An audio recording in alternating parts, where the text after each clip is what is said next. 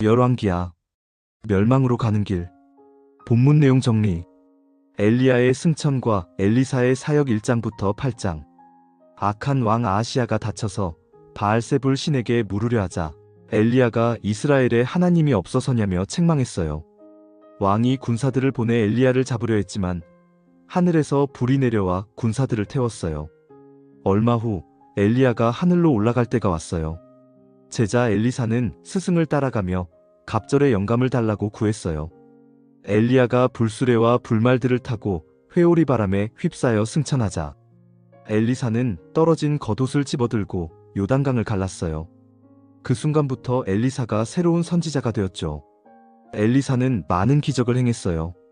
독이 든 물을 고치고 가난한 과부의 기름을 늘려주고 수넴 여인의 죽은 아들을 살렸어요. 나아만 장군의 나병도 고쳐주었는데 처음엔 자존심이 상해 화를 내던 나아만이 요단강에 7번 몸을 씻고 깨끗해졌어요.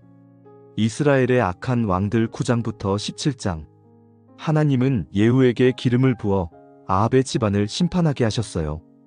예후는 요람 왕과 악한 이세벨을 처단했어요. 이세벨은 창문에서 떨어져 개들이 먹어버려 엘리야의 예언이 그대로 이루어졌죠. 하지만 예후도 여로보암의 금송아지 숭배는 없애지 않았어요. 이후 왕들도 계속 우상을 섬겼어요. 북이스라엘은 점점 더 타락했고 하나님을 완전히 버렸어요.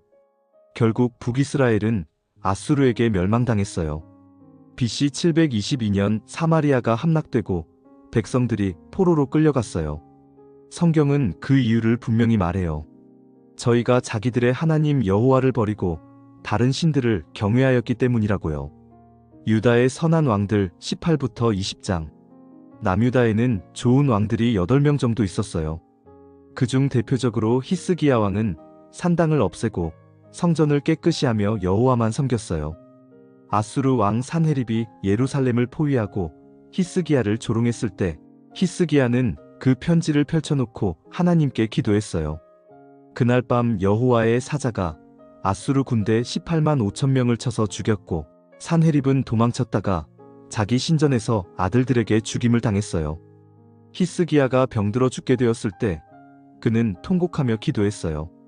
하나님은 선지자 이사야를 통해 내 기도를 들었다. 15년을 더해주겠다고 하시며 해그림자를 10도씩 뒤로 물러가게 하는 기적을 보여주셨지요. 유다의 멸망 21장부터 25장. 히스기야의 아들 므낫세는 역대 최악의 왕이었어요. 아버지가 없앤 산당을 다시 세우고 바알을 섬기며 심지어 자기 아들을 불에 태워 제사했어요. 성경은 무죄한 자의 피를 심히 많이 흘렸다고 기록해요. 남유다 멸망 직전 또 한 명의 선한 왕이 있어요. 므낫세 왕의 손자인 요시야 왕인데 8세에 즉위했어요. 그는 성전을 수리하다가 율법책을 발견했어요. 율법을 읽고 충격을 받은 요시야는 옷을 찢으며 회개했고 온 나라에 종교개혁을 일으켰어요. 우상을 부수고 산당을 허물고 유월절을 지켰어요. 하지만 너무 늦었어요. 므낫세의 죄가 너무 컸기 때문이에요. 하나님은 유다도 반드시 심판하겠다고 하셨어요. 요시야 왕은 하나님 뜻이 아닌 무기또 전투에 나가 애굽의 바로 느고를 대적하다가 죽음을 당해요. 이후 유다는 급격히 무너졌어요.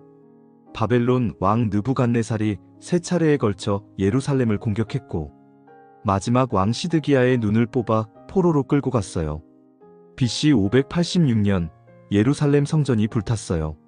솔로몬이 지은 그 아름다운 성전이 완전히 파괴되고 수많은 백성들은 바벨론으로 끌려갔어요. 약속의 땅에는 가난한 사람들만 남았어요. 열왕기하는 슬픈 결말을 맞이하지만 마지막에 작은 희망이 있어요. 여호야김의 아들인 19대 여호야긴 왕이 감옥에서 풀려나 바벨론 왕과 함께 식사를 하게 되죠. 이것은 다윗의 자손이 아직 살아있다는 것을 뜻하고 하나님의 약속이 계속된다는 희망을 말하죠. 핵심 메시지. 하나님의 경고를 무시하면 반드시 심판이 온다.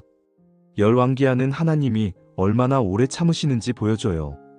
200년 넘게 선지자들을 보내 회개하라고 외치셨어요. 엘리야, 엘리사, 이사야, 예레미야. 수많은 선지자들이 경고했지만 왕들과 백성들은 듣지 않았어요.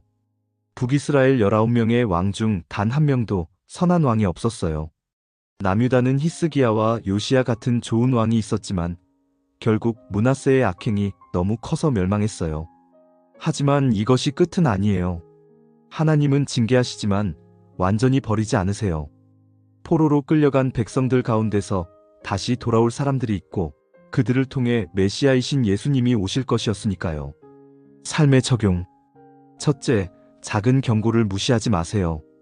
선생님의 주의, 부모님의 충고, 마음속 양심의 소리 등 이런 것들이 반복될 때 무시하면 안 돼요. 이스라엘은 수백 년간 경고를 받았지만 무시했고 결국 멸망했어요. 둘째, 겉모습보다 마음이 중요해요. 요시야는 성전을 수리했지만 백성들의 마음은 이미 하나님을 떠나 있었어요. 교회 다니고 기도하는 모습도 중요하지만 정말로 하나님을 사랑하는 마음이 있는지 점검해 보세요. 셋째, 부모님의 좋은 신앙이 나의 좋은 신앙을 보장하지 않아요. 히스기야는 훌륭한 왕이었지만 그의 아들 므낫세는 최악이었어요. 신앙은 유산처럼 자동으로 물려지지 않아요. 여러분 스스로 하나님과의 관계를 만들어가야 해요. 넷째, 절망 속에서도 희망이 있어요. 모든 것이 무너진 것처럼 보여도 여호야긴이 풀려난 것처럼 하나님의 계획은 계속돼요. 힘들고 어려울 때도 하나님이 함께 하신다는 것을 기억하세요. 다섯째, 환경보다 믿음의 결단이 중요해요. 엘리사는 스승이 떠나는 순간에도 갑절의 영감을 구했어요. 주변이 다 떠나가도 내가 하나님을 붙들겠다는 믿음의 결단이 중요해요. 열왕기하는 슬픈 이야기지만 우리에게 분명한 교훈을 줘요. 하나님의 말씀에 순종하며 사는 것이 얼마나 중요한지를요. 오늘도 말씀을 따라가는 우리가 되길 축복합니다.